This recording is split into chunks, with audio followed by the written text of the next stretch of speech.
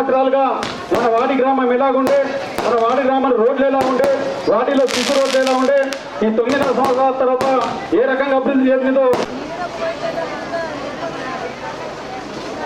ఈరోజు మన గ్రామానికి ఇచ్చేసిన వేముల ప్రశాంత్ రెడ్డి గారికి మరియు మధుశేఖర్ గారికి హృదయపూర్వక ధన్యవాదాలు. మన గ్రామంలో ఇంతకుముందు రోడ్లు ఎంత ఘోరంగా ఉన్నాయంటే చాలా ఘోరంగా ఉండేవి. అప్పుడు ఇంతకుముందు మనకు ప్రచారంలో వచ్చినప్పుడు మన చేంగల్ కట్ట రోడ్డు అడగగానే మంజూరు చేశారు. అట్లాగే మళ్ళీ కట్ట మీద కూడా మాకు డాంబర్ రోడ్డు కావాలని చెప్తే వెంటనే మంజూరు చేసి కట్ట మీద కూడా రోడ్డు పోయించిన ఘనత ఎందరో ఎమ్మెల్యేలు వచ్చారు. కానీ ఆ ఘనత ప్రశాంత్ రెడ్డి గారికి మేము ఎల్లవేళలా గుర్తుంచుతామని గ్రామస్తులందరి తరఫున నా తరఫున హృదయపూర్వక ధన్యవాదాలు తెలియజేస్తూ, అట్లాగే మన నడుకుల గ్రామం నుండి కొత్తపల్లి గ్రామం వరకు రోడ్డు పోయించడం జరిగింది. అట్లాగే పోయించిన 2 సంవత్సరాల్లోనే అన్న మాకు డబల్ రోడ్డు కావాలనగానే రాత్రికి రాత్రే శాంక్షన్ చేసి దాన్ని శంకుస్థాపన చేసి ఇప్పుడు రోడ్డు పనులు నడుస్తున్నాయని ప్రశాంత్ రెడ్డి గారికి మా వాడి చాలా ఎల్లవేళ రుణపడి ఉంటామని తెలియజేస్తున్నాను. పోయిన సంవత్సరము మా ఊరు నుంచి 80% మెజార్టీ ఇచ్చినాము. ఈసారి కూడా మేము 90% మెజార్టీ ఇస్తామని అన్నది మీ అందరి తరఫున నేను తెలియజేస్తున్నాను.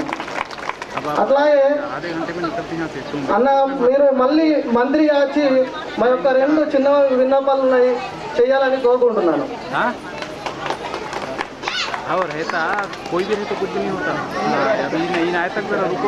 టోల్ నుండి మా బైపాస్ రోడ్ ఉంది, దాన్ని బీటీ రోడ్గా చేయాలని కోరుకుంటున్నాను. అట్లాగే మా డ్రైనేజ్ పెద్ద సీసీ డ్రైనేజ్ చేసి మా చెరువులకు నీళ్ళు వచ్చేటట్లు చేయాలని మా యొక్క మనవి అన్న. అట్లాగే అన్న ఇది మన ఆర్ఎంబి రోడ్ కాదు, ఇంకా పిఆర్ఎల్లో ఉంది.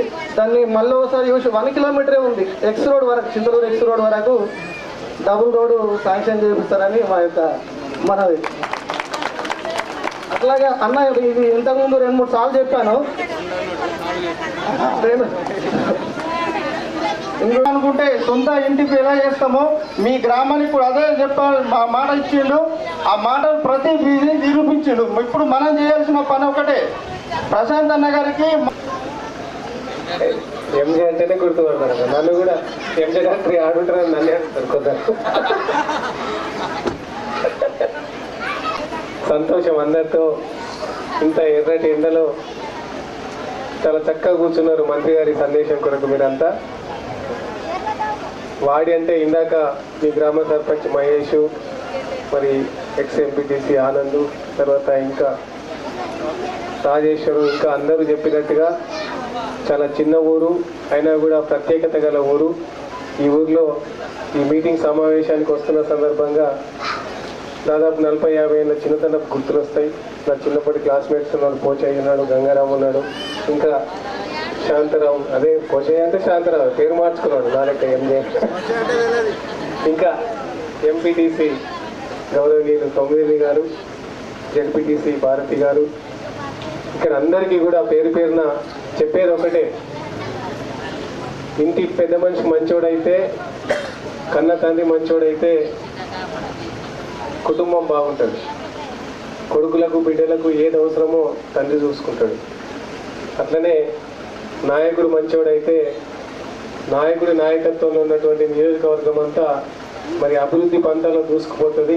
నియోజకవర్గంలో ఉన్న ప్రజలంతా సోదర సోదరీ భావంతో కులమతాలకు అతీతంగా మరి వర్గాలు లేకుండా అందరూ కూడా సంతోషంగా బతుకుతారు. దానికి నిదర్శనమే మన నాయకుడు వేముల ప్రశాంత్ రెడ్డి గారు చేసినటువంటి బాల్కొండలో చేసినటువంటి అభివృద్ధి. ఆ అభివృద్ధిని నియోజకవర్గం అంతా అభివృద్ధి చేయడమే కాకుండా ప్రజలందరినీ తన కంటికి రెప్పలా కాపాడుకుంటున్నాడు. నాయకులందరినీ వారి వారి స్థాయిని బట్టి వారి వారి పార్టీకి కానీ మరి అభివృద్ధికి కానీ వారు చేస్తున్న మరి కంట్రిబ్యూషన్ బట్టి వాళ్ళకి సముచితమైన స్థానాన్ని కల్పిస్తున్నాడు. మరి ఇవన్నీ కూడా మీ కళ్ళెదుటనే కనిపిస్తున్నాయి. దానికి మరి ఉదాహరణ మీ ఊళ్ళో ఉన్నటువంటి రోడ్లు, భవన అంటే ఇతరత్ర అన్ని సౌకర్యాలు, కుల సంఘ భవనాలు. మరి పదవుల విషయంలోకి వస్తే మరి నన్ను మరి ఎంజే దవాఖానకి తీసుకుపోయి రాష్ట్ర స్థాయిలో కార్పొరేషన్ చైర్మన్ చేసిండు. మరి ఎందుకు చేసిండు అంటే మనందరికీ గౌరవాన్ని ఇప్పియాలా, తనకున్న పరిధులల్లా తన అధికారము, తనలో చూస్తున్న గొప్ప గుణం ఏంటంటే తన అధికారము, తనకున్నటువంటి పలుకుబడి తన కోసం కాకుండా తన చుట్టూ ఉన్న తన ప్రజల కోసం, తన మరి ముఖ్యమంత్రి గారి దగ్గర ఉన్నటువంటి తన చనువును మరి అంత చనువు అంత దగ్గరగా ఉంటే నాకు అది కావాలా ఇది కావాలని అడుక్కోవచ్చు ముఖ్యమంత్రిని. తన వ్యక్తిగతంగా ఏమీ అడగకుండా మరి నియోజకవర్గ ప్రజల కొరకు, నియోజకవర్గ అభివృద్ధి కొరకు ఆయన పలుకుబడిని, ఆయన పదవిని, ముఖ్యమంత్రితో ఉన్న ఆయనకున్నటువంటి సాన్నిధ్యాన్ని వాడుకుంటున్నాడంటే అక్కడే అర్థమవుతుంది ఆయన గొప్పతనం ఏంది, ఆయన పనితనం ఏంది. అట్లాంటి వ్యక్తిని మనం కాపాడుకోవాలి. మనం ఒకటేసారి 5 ఏళ్ళకు ఒకసారి మనం కాపాడుకుంటే సరిపోతుంది. అవునా? ఆయన మనల్ని 5 ఏళ్ళు సంరక్షించుకుంటాడు. ఇప్పుడు ఎన్నికలు వచ్చినాయంటే అన్ని పార్టీలు వస్తారు, నా కోటయ్యి నీ కోటయ్యి అంటారు. మన ఇళ్ళల్లో ఉన్న కూరగాయలు ఉంటే వాళ్ళని కానీ లేకుంటే ఇంకెవరినన్నా కానీ రెచ్చగొట్టే మాటలు చెప్పి కొంచెం ఆగం చేసే ప్రయత్నం చేస్తారు. దయచేసి యువతకు నా విజ్ఞప్తి, మరి ఇంత చక్కటి నాయకుడు మనకు దొరకడు.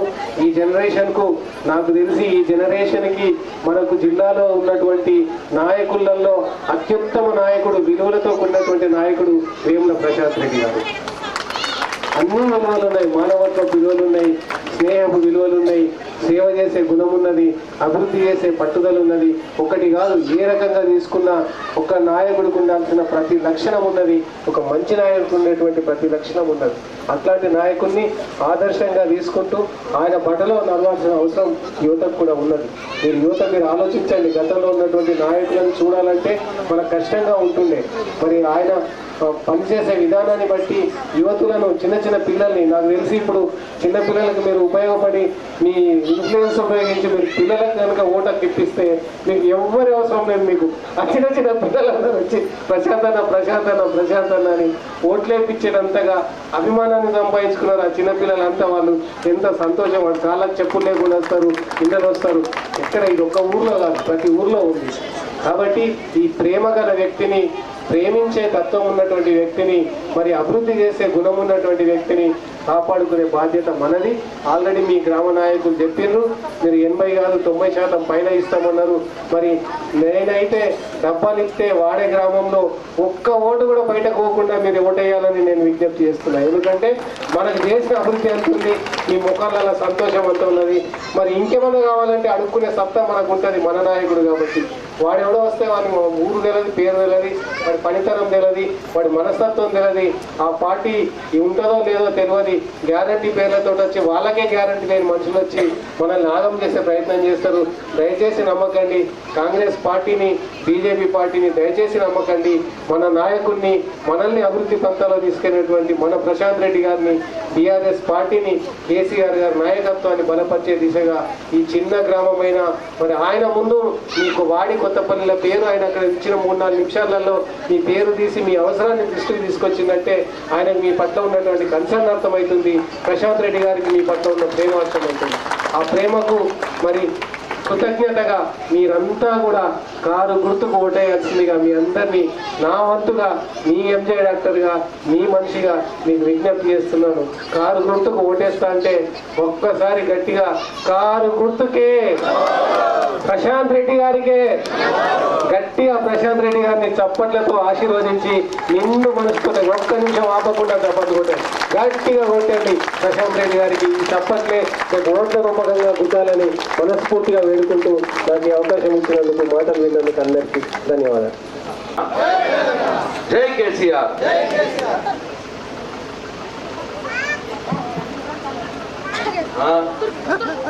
ఎవరు గొప్ప అంటున్నారు. నీళ్ళు వాడి సర్పంచ్ సోదరుడు మహేష్ గారికి, డిసిసిబి వైస్ చైర్మన్ గౌరవనీయులు రమేష్ రెడ్డి గారికి, ఎంపీటీసీ సభ్యులు సోదరి వేముల కౌముది శ్రీనివాస్ రెడ్డి గారికి, అట్లాగే పార్టీ అధ్యక్షులు కాశిరెడ్డి నరేష్ గారికి, సొసైటీ డైరెక్టర్ నాగమల్లేష్ గారికి, ఎక్స్ సర్పంచ్ సోదరుడు రాజేశ్వర్ గారికి, ఎక్స్ ఎంపీటీసీ సోదరుడు ఆనంద్ గారికి, బీఆర్ఎస్ రైతు విభాగం అధ్యక్షులు నవీన్ గారికి, తమ్ముడు నవీన్ గారికి, సీనియర్ నాయకులు బొడ్డు మల్లేష్ గారికి, సామేందర్ గారికి, బద్దం సంతోష్ గారికి, రెడ్డోళ్ళ దాస్ గారికి, శాంతారావు గారికి, వీరేనా పోచే సార్తో పోయిందా, మధుకర్ గారికి, కాశిరెడ్డి అశోక్ గారికి, కాశిరెడ్డి సాయిరెడ్డి గారికి, పోచయ్య గారికి, అట్లాగే ఇక్కడికి వచ్చినటువంటి అంబేద్కర్ యువజన సంఘానికి, మా తమ్ముళ్ళందరికీ, యువ కిషోరాలకి, వాడి గ్రామ ప్రజలకు, నా అక్క చెల్లెళ్లకు, తల్లులకు అందరికి కూడా పేరు పేరున నా హృదయపూర్వక నమస్కారాలు తెలియజేస్తా ఉన్నాను.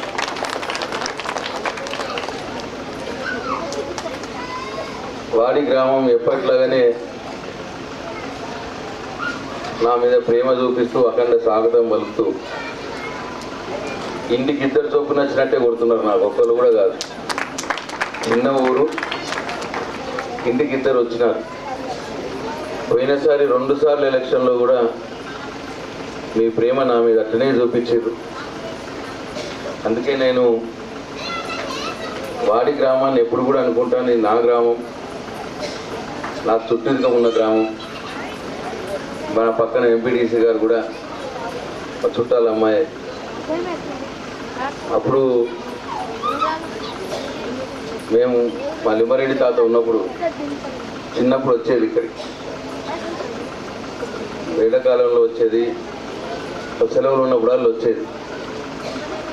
మా తండ్రి స్వర్గీయ సురేంద్ర రెడ్డి గారు కూడా ఈ గ్రామంలో చాలా మందిని పేర్లు పెట్టి, ప్రతి ఇంటికి పేర్లు పెట్టి పిలిచే సాన్నిధ్యం ఉన్న గ్రామం ఇది మాకు. కాబట్టి ఈ గ్రామం నన్ను ఏదో అడగాల్సిన అవసరం లేదు. నేను మీరు అడిగినా అడగకుండా చేసే బాధ్యత నా మీద ఉంటుంది. కొద్దిగా సమయం, సందర్భం, సరే మీకు ఆతృత ఉంటుంది కాబట్టి తొందర అడుగుతూ ఉంటారు. మీకున్న ఆతృత నేను ఆతృత ప్రదర్శించలేను. మనసులో పెట్టుకొని ఎప్పుడు ఏది కొట్టాలో అది కొట్టడే, తప్పకుండా పనులు తీసుకొచ్చుడే. ఇప్పుడు నిన్న ఏం చేసినాం, మొత్తం సబ్స్టేషన్ ఫైల్ అంతా తీసుకొని అంతా రెడీ చేయించి ఒక 2-3 నెలలు దాన్ని అంతా చేసి ఇప్పుడు వరంగల్లో చైర్మన్ దగ్గర రెడీ ఉన్నది. అది అప్పుడు కొట్టాలి దెబ్బయిగా. అందుకే నేను మీటింగ్లో ఛాన్స్ వచ్చింది. ముఖ్యమంత్రి గారిని అడిగాక నేను పోయి ఆల్రెడీ మాట్లాడేసిండు చైర్మన్ గారికి. ఎలక్షన్లు అయిపోయినాక మనకు వాడి, కొత్తపల్లి, వాడి 2 గ్రామాలకు కలిపి మనకు ఎలక్షన్ల తర్వాత సబ్స్టేషన్ శాంక్షన్ అయిపోతుంది, దాంట్లో డౌట్ లేదు. అట్లా ఇంకా కొన్ని మనం ఇటు డబుల్ లోడ్ వేసుకున్నాం, మళ్ళీ ఇటు కూడా ఇంకా పెంచమని అడుగుతున్నారు. సరే దాని సమయం ఎక్కుంటుందో చూద్దాం. సందర్భం భగవంతుడు దయదలిచి నన్ను మంచి పొజిషన్లోనే ఉంటే అది కూడా అవుతుంది, పెద్ద ప్రాబ్లం కాదు. ఏంటంటే కథ, ఈ డబుల్ రోడ్ల కథ, వాళ్ళకి కొన్ని రూల్స్ ఉంటాయి. సింగిల్ రోడ్డుని డబుల్ రోడ్ చేయాలంటే గిన్ని వాహనాలు నడవాలా, రోజుకి గిన్ని, సంవత్సరానికి గిన్ని వాహనాలు దాని మీద నడవాలా అని ఉంటుంది అన్నట్టు. అంటే మోటార్లు పోవాలి, కార్లు కానీ బస్సులు కానీ ఇంత ఇన్ని నడవాలి, ఇన్ని నడవాలని ఉంటుంది. కాబట్టి ఆ నడిచే సంఖ్య సపోజ్ 100 నడవాలని ఉంటే మనది 32 ఉన్నది. అయినా కానీ నాకు మంత్రికి ఎంత అంటే 80 దాకా నేను శాంక్షన్ చేయొచ్చు. 100 ఉండాల్సి ఉన్నా 80 దాకా, 90 నడిచినా, 85 నడిచినా, 80 నడిచినా మంత్రి పవర్ తోటి చేయొచ్చు. మనకి 32 ఉండే. అందుకోసమే లాస్ట్ కొట్టిన అన్నట్టు దీన్ని. మళ్ళీ వేరేవాడు ఆడు ఈడు ఏం అనకుండా లాస్ట్గా ఎలక్షన్ షెడ్యూల్ వస్తున్నది 4 రోజులు ముందు ఉన్నదనగా దానికి అంటే అట్లా చేసినాం దాన్ని. ఎక్కువ అది ఫైల్ తిరగకుండా అటు ఆడు పుల్లబెట్టి ఈడు పుల్లబెట్టి చేయకుండా అట్లా పుట్టుకున్నాం దాన్ని కొట్టేసుకున్నాం. తప్పకుండా ఇది కూడా చేసే ప్రయత్నం చేస్తాం. ఇంకొకటి 2 రోడ్లు అడిగినారు, ఒక కాలువ ఏదో అడిగినారు. మరి 2 ఊర్ల మధ్యలో పంచాయతీ అయితే కాదు కదా, పంచాయతీ లేకపోతే చేపిస్తా, పంచాయతీ ఉంటే ఇద్దరిని ముసుగులో పెట్టి మాట్లాడతా. ఎట్లా పంచాయతీ ఉండే పని ఇవ్వకూరు మళ్ళీ ఆయన. నేను ఇదేనే కాదు, నేను ఇక 100 మాటలకు ఒక మాట చెప్పిన. వేల్పూర్ మండలంలోని గ్రామాలు, దాంట్లో ఇంకా వాడి ఇవన్నీ కూడా అవి ఆటోమేటిక్గా నేనే చేస్తా. ఇక మీరు అడగాల్సిన అవసరం లేదు. అంత పెద్ద విషయం నా దృష్టికి వస్తే చాలు, నిజంగానే అవసరం ఉన్నదనుకుంటే అయిపోతుంటాయి పనులు. కొన్ని మనం అడగాలని అడుగుతాం, కొన్ని అటువంటి ఊర్లో సీసీ రోడ్లు 75 లక్షల రూపాయలతోటి ఊర్లో సీసీ రోడ్లు వేసుకున్నాం. నేను వచ్చినాక 75 లక్షల రూపాయలతోటి వేసుకున్నాం. ఇట్లా ఊర్లో రోడ్లు అయినాయి, ఊరు చుట్టూతో కూడా రోడ్లు అయినాయి, డాంబర్ రోడ్లు అయినాయి, పెద్ద డబుల్ డాంబర్ రోడ్లు అవుతున్నాయి. ఇవన్నీ కూడా కార్యక్రమాలు జరుగుతున్నాయి. కావాల్సింది ఒక సబ్స్టేషన్ ఉంది, పెద్ద పని. ఆ సబ్స్టేషన్ కూడా అయిపోతుంది ఎలక్షన్ల తర్వాత. అట్లనే అన్ని కుల సంఘాలకు కూడా మనం ఇచ్చుకోవడం జరిగింది.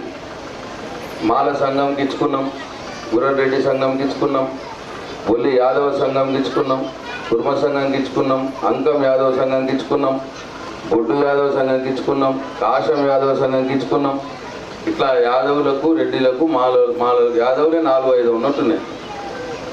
అన్ని కులాలు కలిపి రెడ్డి సంఘం అని ఇంకోటి ఉన్నది, దానికి కూడా ఇచ్చుకున్నాం. ఇట్లా ఈ చిన్న గ్రామంలో సంఘ భవనాల కోసం 37,50,000 రూపాయలు 8 సంఘ భవనాలు ఇచ్చుకున్నాం.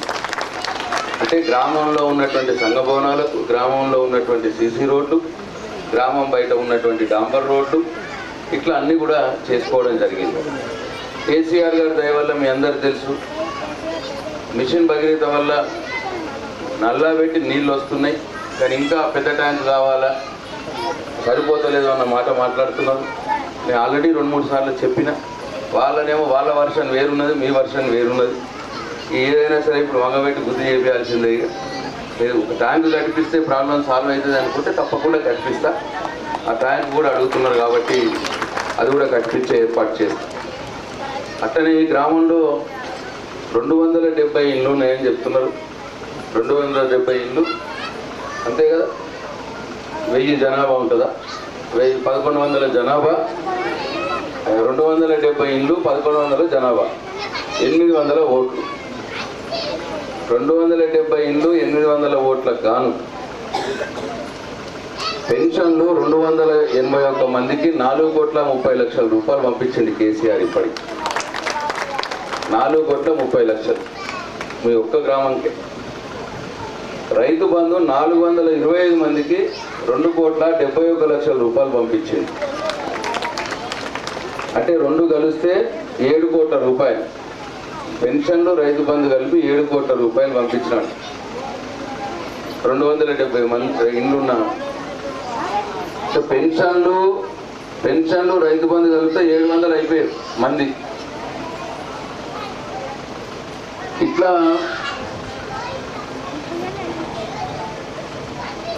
సీఎం సహాయ నిధి 44 మందికి 18 లక్షల రూపాయలు ఇప్పించినాం హాస్పిటల్. రెండోది, ఇల్లు లేని వారు కొద్దిమంది ఎవరన్నా ఉంటే వాళ్ళకి జాగా ఉండి వాళ్ళు కట్టుకుంటామంటే 3 లక్షల రూపాయలు సాయం చేసే గృహలక్ష్మి పథకం ఉన్నది. దానిలో కొంతమందికి ఎవరన్నా ఉంటే వాళ్ళకి సాయం చేయాలి.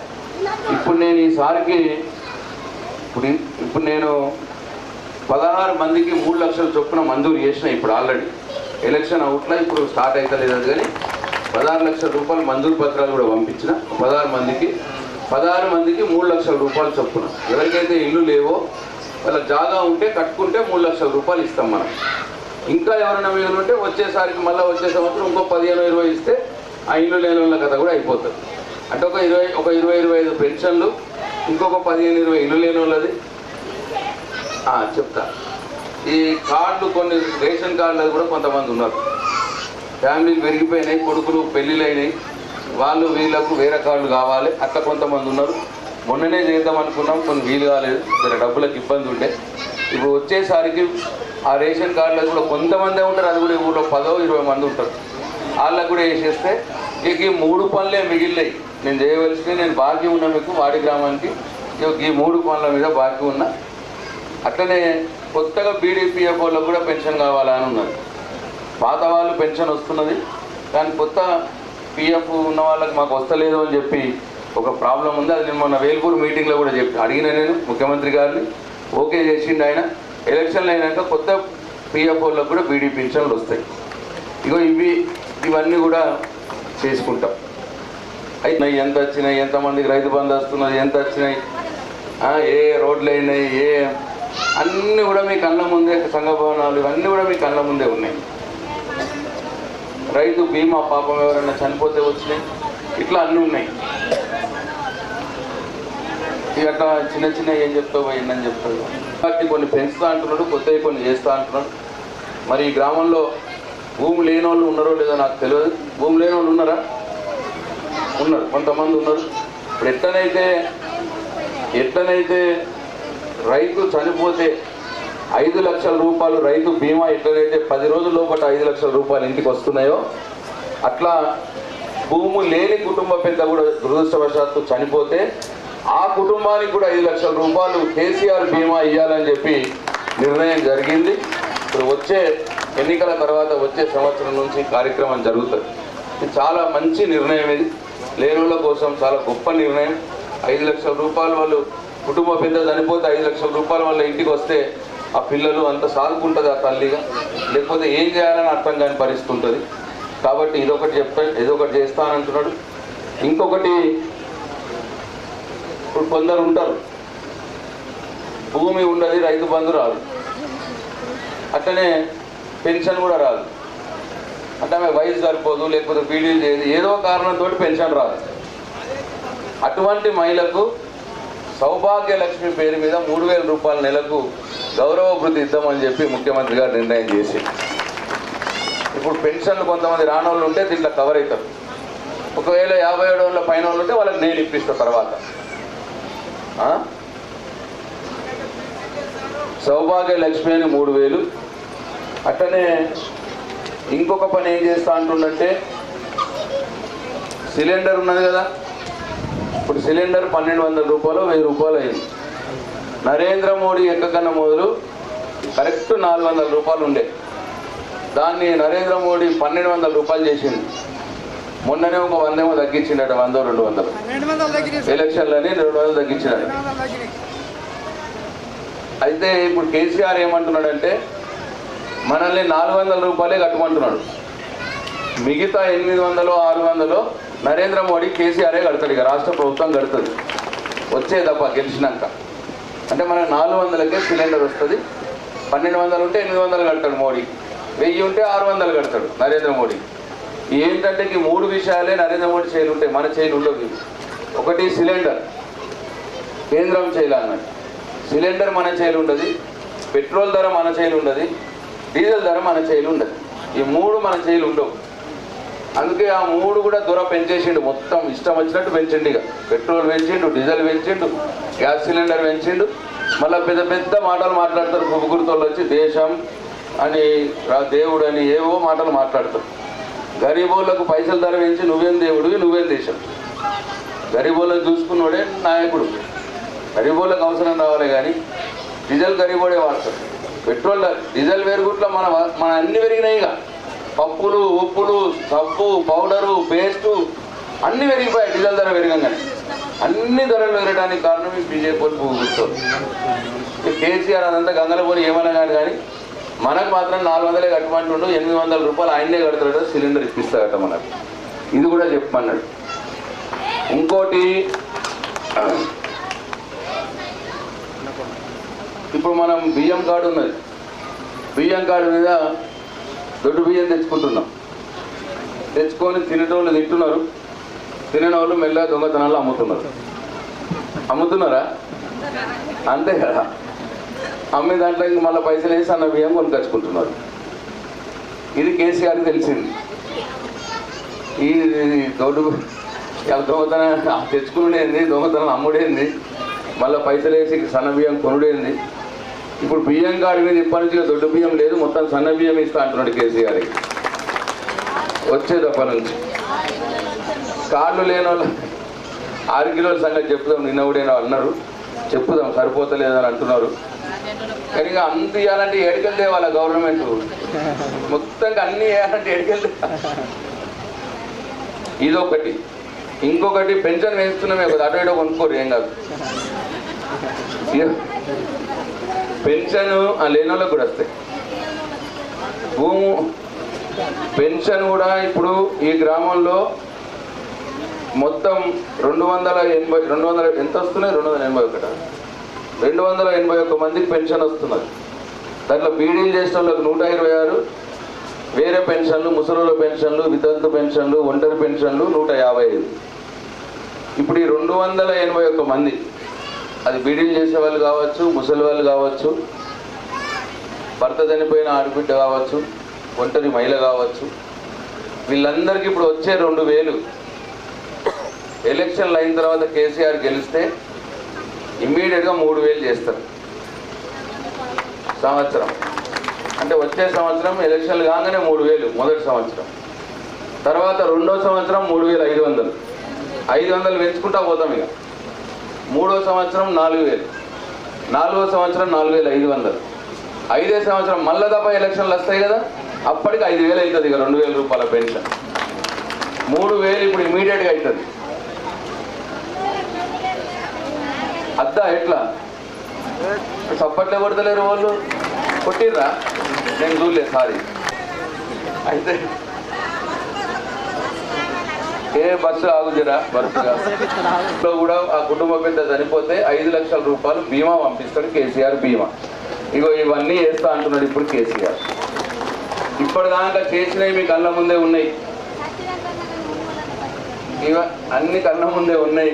ఇక 281 మంది బతలేరమ్మా. నేను కూడా చెప్పిన, ఇప్పుడు మళ్ళీ ఇక చేస్తా అని అంటున్నాడు. ఇప్పుడు నేను చెప్పిన, కాంగ్రెస్ వాళ్ళు కూడా వస్తున్నారు, లేని అన్నీ చెప్తున్నారు.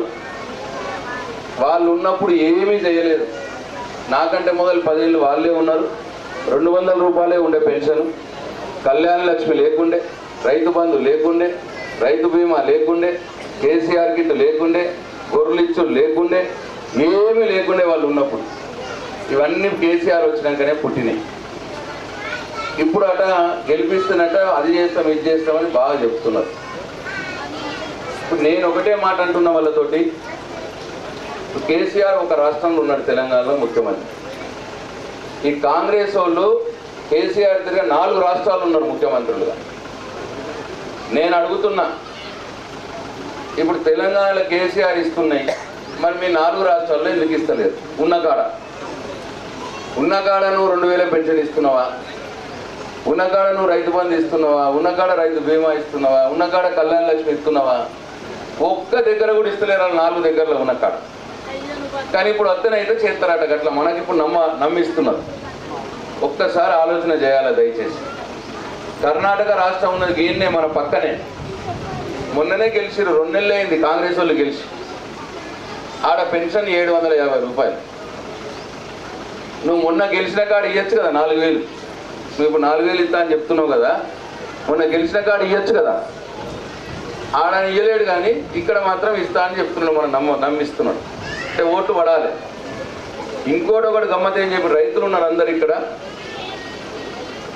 ఆడ 7 గంటల కరెంట్ ఉండే కర్ణాటకలో. వీళ్ళు కాంగ్రెస్ వాళ్ళు ఏం చేసిర్రంటే, మమ్మల్ని గెలిపిర్రి, మేము 10 గంటల కరెంట్ ఇస్తాం కంటిన్యూస్గా అని చెప్పారు. రైతులు నమ్మిరు, పాపం నమ్మి ఓటేసారు, గెలిచిర్రు వీళ్ళు కాంగ్రెస్ వాళ్ళు. 2 నెలలు 2 నెలలు 7 గంటల కరెంట్ 5 గంటలైంది. ఉల్టా తగ్గింది. 10 గంటలు చేస్తా అన్న కాంగ్రెస్ వాళ్ళు కర్ణాటకలో 5 గంటలైంది. రోజు టీవీలలో వస్తున్నది, పేపర్లలో వస్తున్నది, మీరు చూడరు కావాలిస్తే. అంటే మళ్ళీ ఆ 5 గంటలు కూడా చెప్పాలి నీకు గమ్మత్తు. పొద్దుగాల 2-3 గంటలు, రాత్రి 2 గంటలు. మనకి వెనకటికి లేకుంటే 10 ఏళ్ల క్రితం కాంగ్రెస్ వాళ్ళ జమాన్లా తెల్లందాక ఓవుడు, చేయిల కట్టే, ఒక చేయిల టార్చ్ లైటు, భుజం మీద చెద్దరి, పోయి ఒడ్డు మీద వండాలి. బండి ఆయన కరెంట్ వస్తే బోర్ స్టార్ట్ అయితే తెలియదు కదా, నిద్ర వస్తుంది కదా. మరి ఎట్లా అని చెప్పి ఆయన కాళ్ళు తీసి కాలువలో పెట్టాలి. కాలువలో పెడితే బోర్ వారంగానే ఆయన నీళ్ళకు చల్లగా తల్లి తెలియతుంది అన్నట్టు. ఇట్లుండే మన బతుకు 10 ఏళ్ల క్రితం కాంగ్రెస్ వాళ్ళ జమాన్లా. మళ్ళా తెచ్చుకుందాం అదే తెచ్చుకుందాం ఇక. దయచేసి ఆలోచన చేయాలి. పెద్ద మాటలు మాట్లాడతారు కాంగ్రెస్ వాళ్ళు. ఉన్నప్పుడు మాత్రం శాతగాలే, ఇంత మంచినీళ్ళు శాతగాలే, కరెంట్ శాతగాలే, రోడ్లు శాతగాలే, ఇంత పింఛన్ శాతగాలే. ఇప్పుడు మాత్రం పెద్ద మాటలు మాట్లాడుతున్నారు. ఇంకా లేవు అన్న పనులు ఉన్నాయి, ఉంటాయి కూడా, ఇంకా చేయాల్సిన ఉంటుంది మాకు. కానీ వాళ్ళు ఏం చేసిర్రు, మేమేం చేసినాం అనేది అక్కడ ఆలోచన చేయాలి. దయచేసి చేసేది చేస్తాం, ప్రయత్నం చేస్తాం. మీరు ఓట్లు వేస్తే మేము చేయాల్సింది మా బాధ్యత, అది చేయవలసిందే మా బాధ్యత. కాబట్టి అన్ని మీరు ఇప్పుడు మీకు అంతా తెల్లమైంది, మీ కళ్ళ ముందు ఆటిని అంతా చేసినాయి, మీ కళ్ళ ముందు ఉన్నాయి. నేను కూడా చెప్పిన, చెయ్యబోయేటివి కూడా చెప్పిన. నిర్ణయం మీరే. ఎట్లన్నా మీరు ఎప్పుడు నాతోటే ఉన్నారు. ఈసారి కూడా గట్టిగా, పోయినసారి కంటే ఇంకా గట్టిగా ఉండుర్రి. బస్ ఎట్లా రాదో చూస్తాను నేను ఈ వాడి గ్రామానికి. కానీ మీరు ఎక్కాలా సుమా. బస్ ఎక్కకపోతే మళ్ళీ నాలుగు పోతుంది కదా. ఎక్కువ 2-3 సార్లు వేయించింది ఇప్పటికి. ఎక్కరు, మళ్ళీ రాగానే బస్సు వాళ్ళు పెడతారు నన్ను. వాడికి ఇంకో మాట చెప్తాం బస్సు వాడికి, అరే డబుల్ లోడ్ వేసినా పోయి రా అని చెప్తాం. మళ్ళీ ఇంకోసారి ట్రై చేస్తా. ఈసారి ఎక్కకపోతే నన్ను అడగదు మీద. ఆడికి డీజిల్ ఖర్చు వెళ్ళాలి కదా, ఇంత వేపిస్తా. కానీ ఇక మొత్తం స్కూల్ పిల్లల్ని కూర్చోబెట్టి మీరు ఆటోలో తిరగద్దు. ఇక మీరు కూడా దాంట్లో ఎక్కితే ఇంకా స్కూల్ పిల్లలు ఫ్రీ అయినా మీ టికెట్లు అన్నా పడతాయండి. అట్లా బస్సు వస్తుంది, సబ్ స్టేషన్ వస్తుంది, ఇంకా చిన్న పనులు ఏమున్నా అవుతాయి. మీ అందరి దయా ప్రేమ ఇట్లే నా మీద ఉండాలని చెప్పి మీ అందరికీ నేను కోరుకుంటూ సెలవు తీసుకుంటున్నా. జై తెలంగాణ, జై కేసీఆర్. ప్రశాంతన్న గురుతునే